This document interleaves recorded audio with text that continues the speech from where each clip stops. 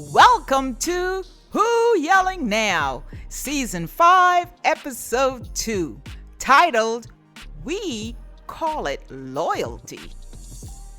Copyright Mackenzie. We call it loyalty. We praise it. We expect it. We demand it. Be loyal. Stay loyal. Ride or die. But we don't ask enough questions about it. We don't ask loyalty to what? Loyalty to who? And at what cost? Because somewhere along the way, loyalty stopped being a choice and became a requirement, a quiet rule we follow, even when it's hurting us. So today, I want to ask something simple. When does loyalty become self-abandonment? My dearest friends, sometimes we don't recognize it at first because it doesn't feel like harm. It feels like commitment. It feels like strength. It feels like doing the right thing until it doesn't. Here is a poem I call Still Standing. I stayed, not because I was loved, but because I said I would. I held on to promises that stopped holding me. I called it strength. This quiet endurance, this swallowing of self. They called me loyal, and I wore it like a badge while slowly disappearing. No one asked what it cost me to stay, and I never answered because leaving would have required a truth I wasn't ready to say. So, my proud and kind listeners, loyalty has a way of sounding honorable, even when it's not. Let me tell you a story about two girlfriends. I call this story Sunday Brunch. Every Sunday, Danielle met Cheyenne for brunch. Same place, same table, same drinks that always turn into 2, then 3. This was their ritual. But more than that, Cheyenne wasn't just a friend. She was the only friend who remembered Danielle's life before she became Mike's wife. Before the routine, before the compromises, before the quieter version of herself she now lived in. And every Sunday, somewhere between the second drink and the truth, Cheyenne would say it. Girl, when you gonna leave? You already know I'm here for you. Daniel would laugh it off, deflect, change the subject. She would take another sip because answering that question meant opening a door she wasn't ready to walk through. But this Sunday felt different because when Danielle looked at Cheyenne, she saw a mirror, a living archive of herself, the version of her that used to be louder, lighter, certain. And for a moment, it felt like that version of her was saying, I see you. So when the question came again this day, girl, when you gonna leave? Daniel didn't laugh it off this time. She answered, it's been 10 years of memories, 10 years of shared routine, 10 years of becoming someone.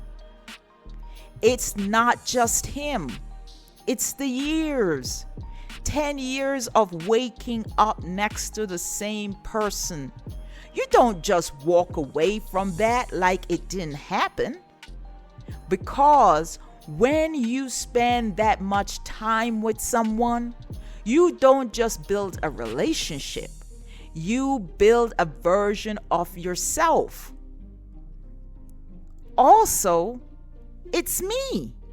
The version of me that chose him, stayed with him, built a life with him, a self that only exists because they existed.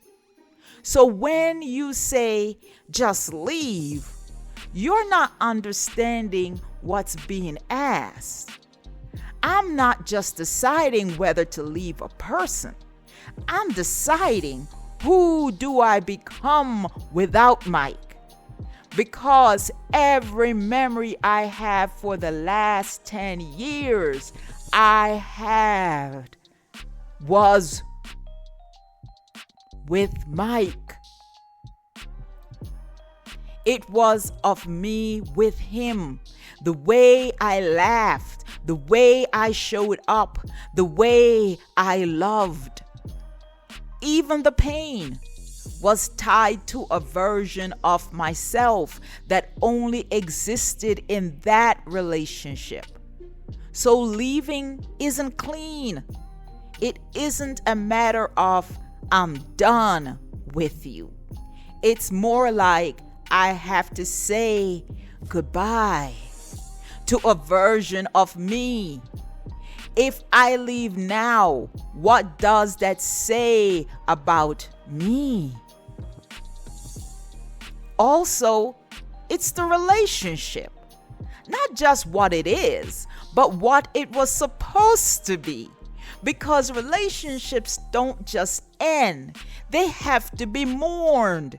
Not just the person, but the plans, the future, the inside jokes, the shared language, the imagined future. The we that existed longer than it should have. You don't talk about that grief, Cheyenne. You just say, move on. But how do I move on from something that shaped me? I have to mourn that. And then there is everything else.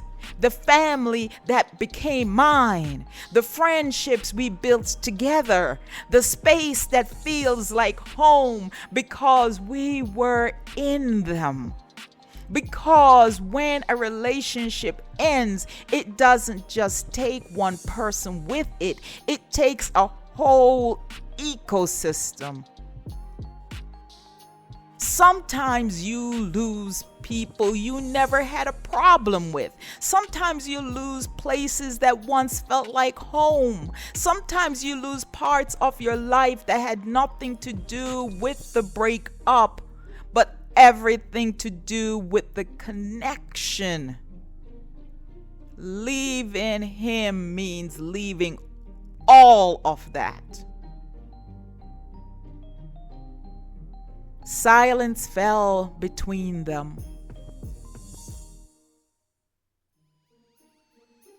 And then Cheyenne asked something different. Are you happy? Danielle paused, took a sip of her drink, because for the first time she realized that question wasn't simple. It wasn't yes or no. So she replied, Which version of me are you asking about happiness?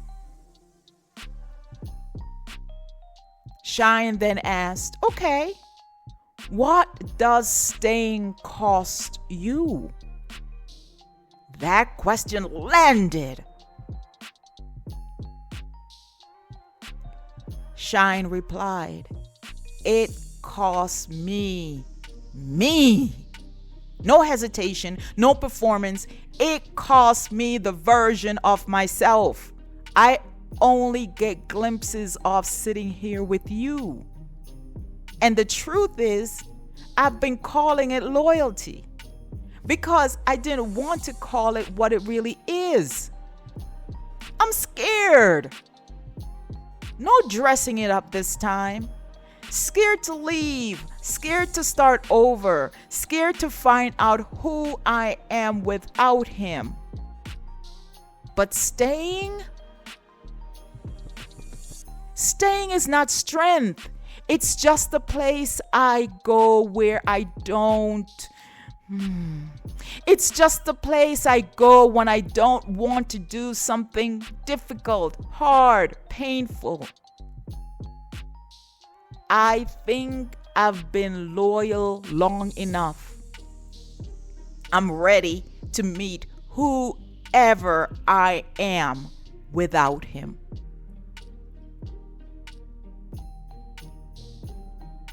My dearest listeners, we understand it.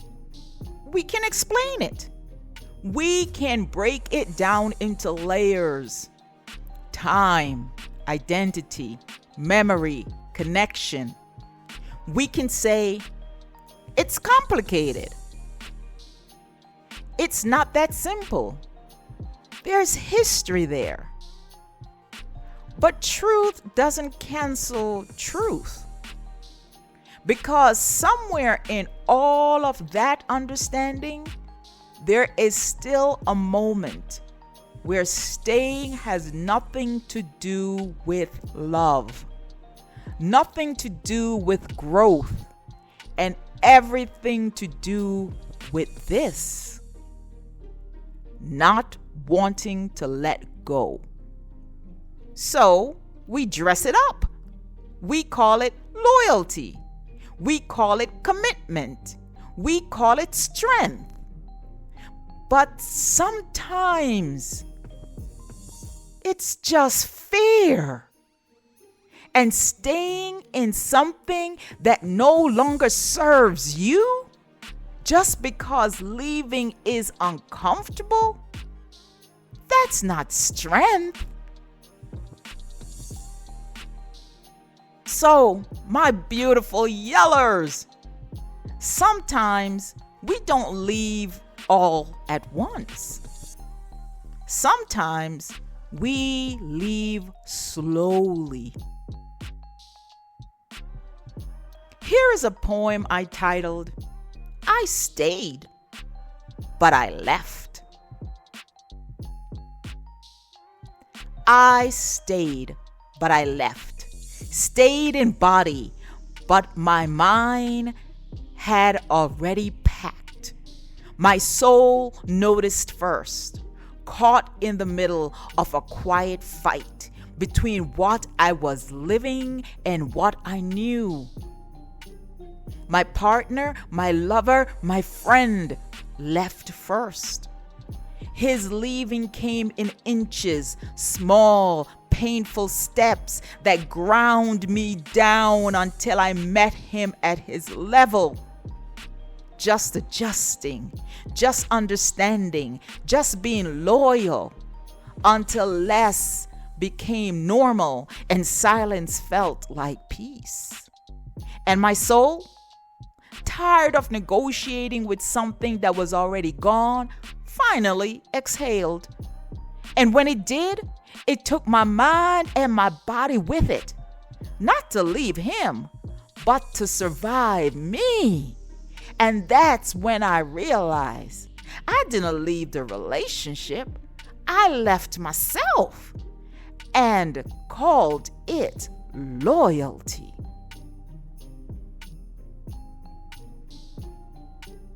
So, my peaceful, loyal yellers, we call it loyalty, but maybe we have been calling it the wrong thing, because loyalty was never meant to cost you yourself.